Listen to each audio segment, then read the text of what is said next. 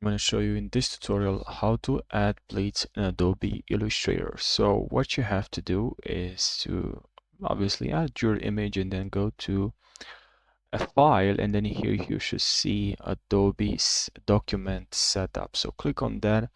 Also, you also have this, you can also use this shortcut Alt Control B, Alt Control B, and then here you have bleed.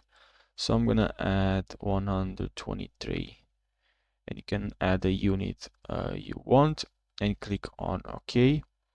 Now, as you can see, we have the bleed, and if you want to save this, when you save, you can click on Save As, Save, or Export. Export for screens, Export as, and here you also have the option to save.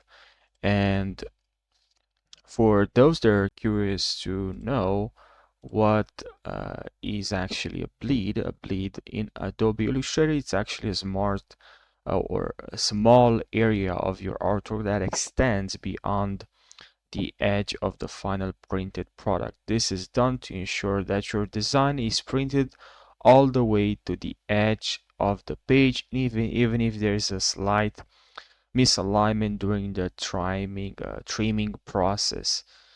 And yes, I really hope you found this tutorial helpful. Thank you so much for watching, and I'll see you in the next one. Take care.